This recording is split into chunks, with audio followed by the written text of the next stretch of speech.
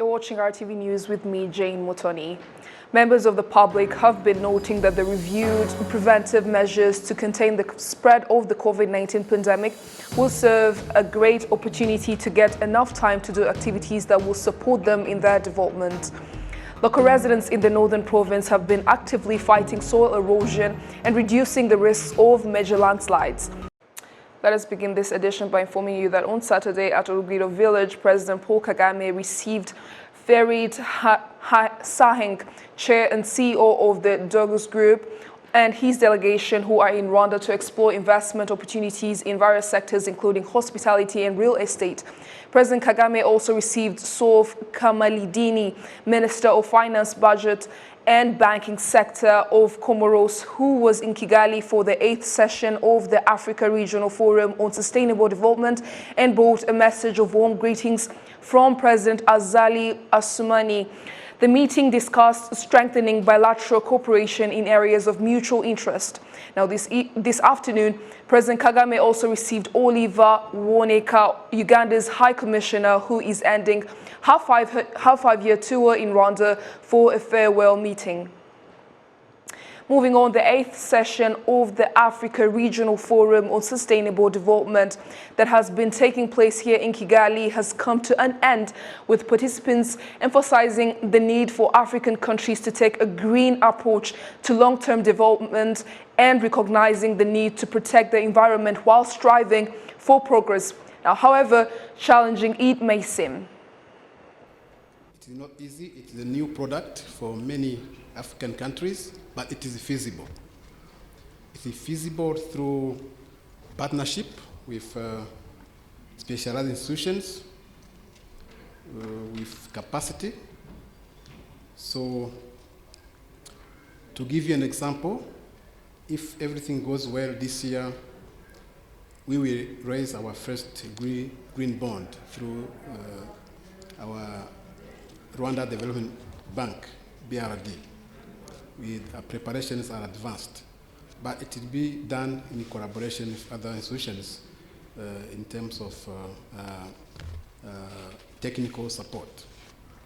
It is difficult, but it is feasible, and you are making it probably this year, and we can expand from there.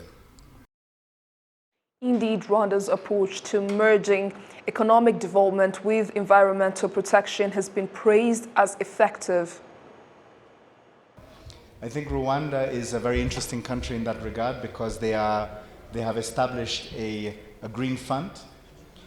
They have a very clear link in terms of their budget and investment in green sectors.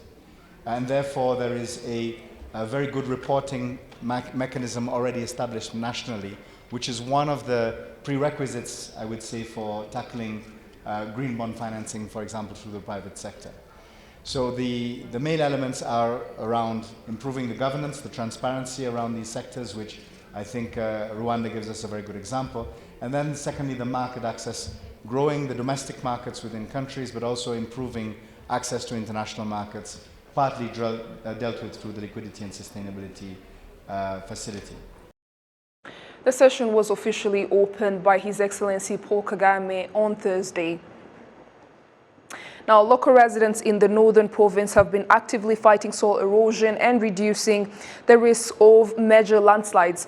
On Saturday, community work focused on the steep hill of Wuvumo, and there was a very big turnout following the recent flash floods that killed one person and injured 3 others, while damaging local firms and disrupting traffic along the major Kigali-Musanze-Ruavu road.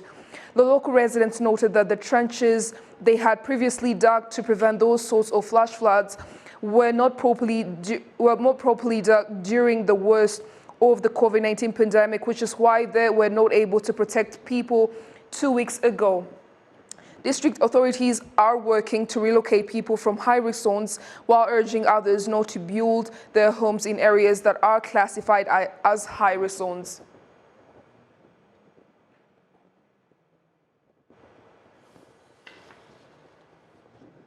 Now, on Thursday, the Ministry of Gender and Family Promotion opened the high-level dissemination meeting of the revised national gender policy to ensure its effective implementation and engagement of all stakeholders from public, private, and civic society organizations, among many others. Ghislaine Mugwaneza reports. So we fear to say that we are going to start something we are not. On 19th February 2021, the Cabinet resolutions approved the revised national gender policy that emphasizes on accelerating the effectiveness of gender mainstreaming and accountability for national transformation. Local residents across the country have got different perspectives when it comes to gender equality. A woman can wake up in the morning and go perform a certain task, while you as a man has stayed at home. It's not necessary to wait until she returns. You can also do home chores when you are the one available.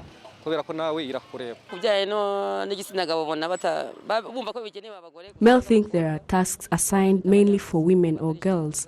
They think it does not concern them, washing dishes or mopping. They do not really understand. The Rwanda Men's Resources Center, Rwamurek, has called on men to participate in gender equality promotion. First of all, we urge men to be on board, to be involved, because gender equality benefits not only women and girls, but it also benefits men. So I request men to join us and promote gender equality because we have many benefits out of it. Mr. Prof has noted what it will take for the policy to be successful. The fact that gender mainstreaming is not a sole responsibility of Mr. Prof, but a responsibility of every sector and institutions.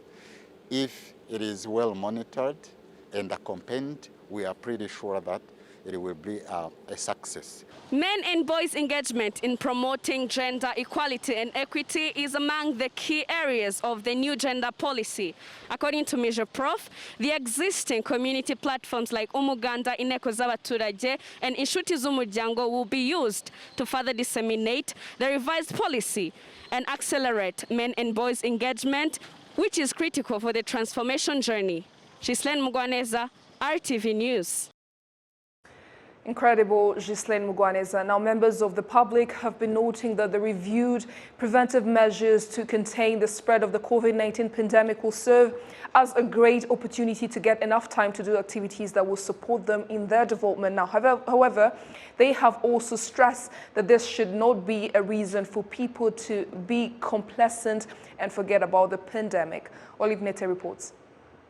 6 days after confirming its first COVID-19 case, Rwanda made history becoming the first sub-Saharan African country to go into total lockdown. Now, as the pandemic raged on, different parts of the country were placed under partial and total lockdown, with the trend stretching well into 2021. Today, I examined the effects of the pandemic on women-led businesses. I am in Kimirongo to speak to Gasana Motesi, founder of Arise Bookshop. She talks to us about the impact of the pandemic on her business and how she managed to pivot in order to stay afloat. The walk-ins just stopped. So I think there was a lot of panic, both on the human side, but also on the business. We started ibitabo.com, which was a platform that people would go to and make orders. So we had to go online immediately. The government of Rwanda adopted the Socio-Economic Recovery Plan in April of 2020 to scale up the social safety net programs with special focus on women-led businesses. Received a fund of 6.5 billion Rwandan franc. As we talk now, we have exhausted the fund. And when you look into figures, you'll see that 29% of support went to women. I speak to the CEO of Inhomoko Entrepreneur Development about what they achieved with the fund.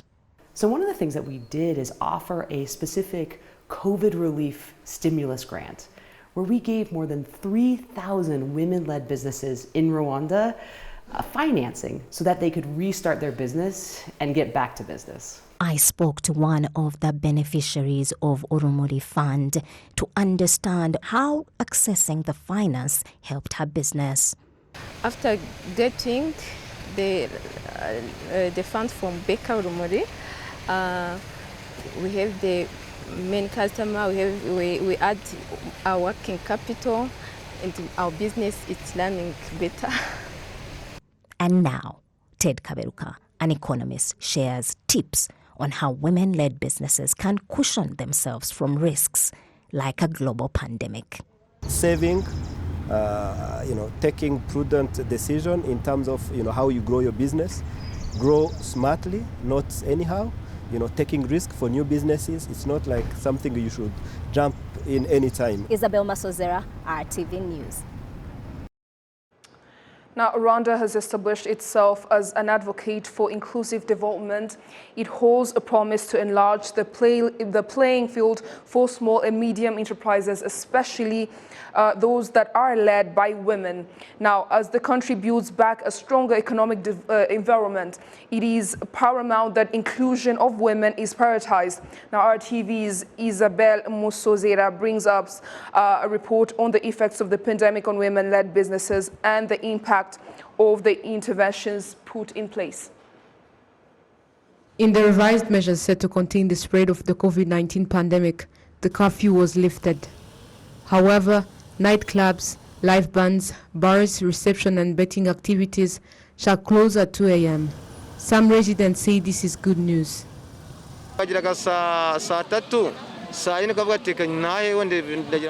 Usually at 10 p.m. I start to think of going home and reach at 11 p.m. because most of us live far. We used to work in a rush so that we can go home early. Now we are going to work hard and even work the whole night for those who want it. This will increase the amount of money we used to earn.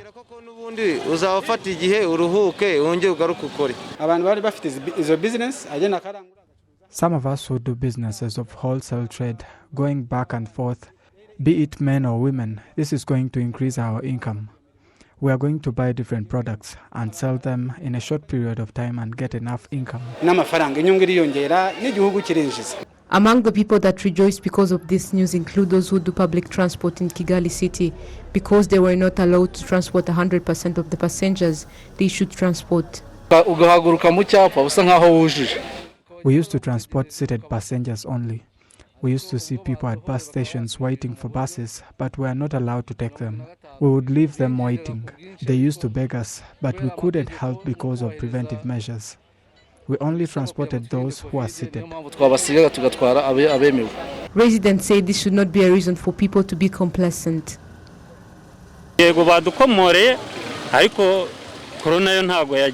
We are now allowed to do our activities freely, but that doesn't mean that coronavirus is gone.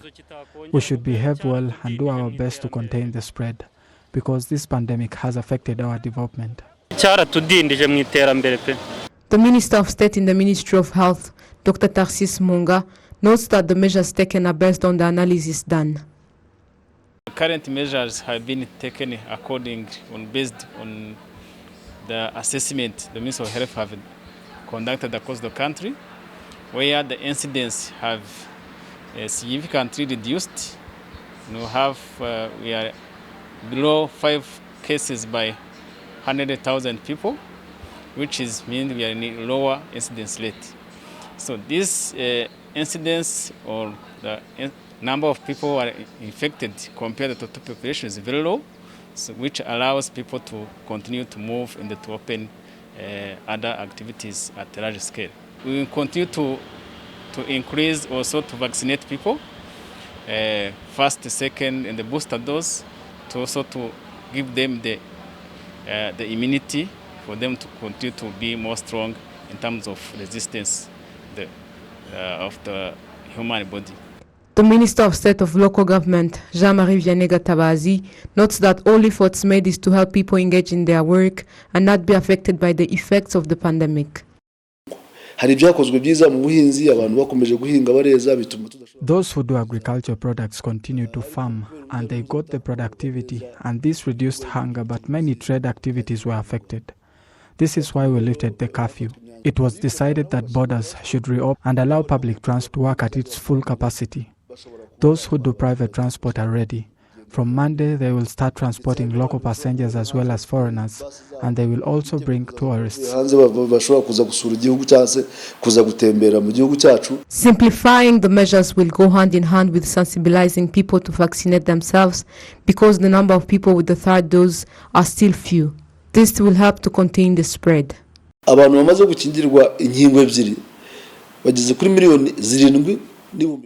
The number of people who have 2 doses of the vaccine are 7.8 million.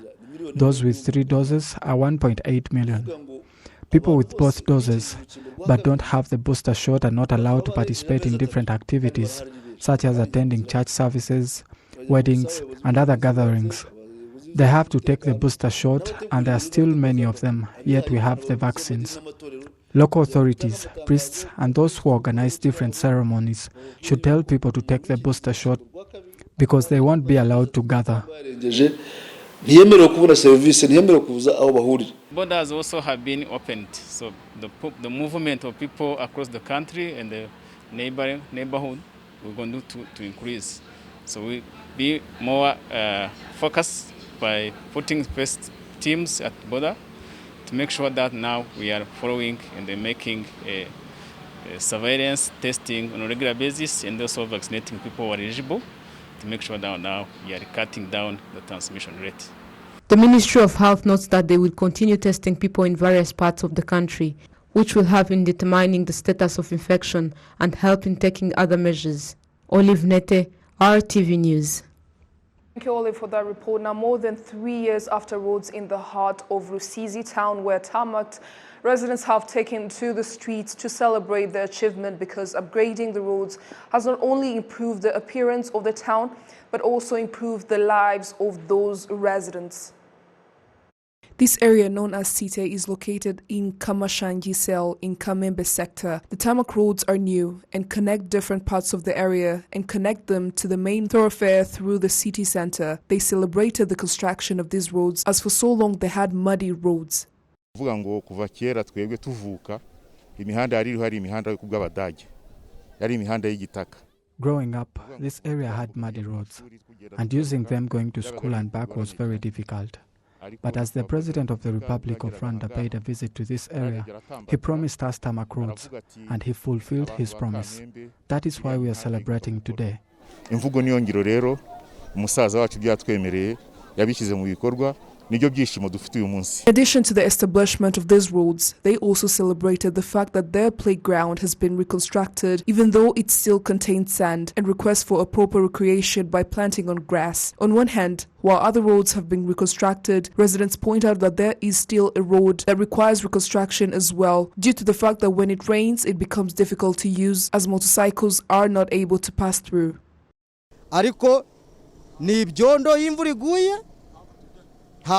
It gets really slippery when it rains to a point that it's impassable. So we request for advocacy for something to be done in the meantime while we wait and hope that in the next fiscal year budget it's also included. Rusizi District Deputy Mayor in charge of Economic Development, Ndagijimana Munyemanzi Louise, says they have plans in the near future to work on this fifth road. As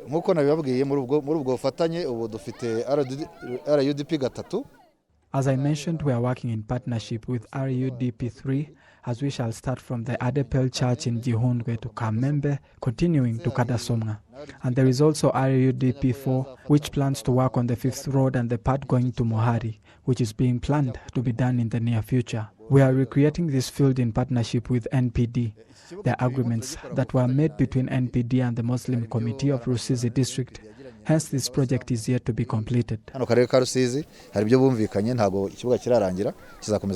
new tarmac roads are close to 6 kilometers long and have cost 6.7 billion Rwandan francs. During a recent visit to Kigali, specifically in Nyamirambo, district officials say they plan to take one of the roads and turn it into a free zone for people to sit and take tea, just like it was done in Nyamirambo area. On behalf of the entire news production team, thank you so much for your company. I'm Jane Mutoni. Enjoy your weekend.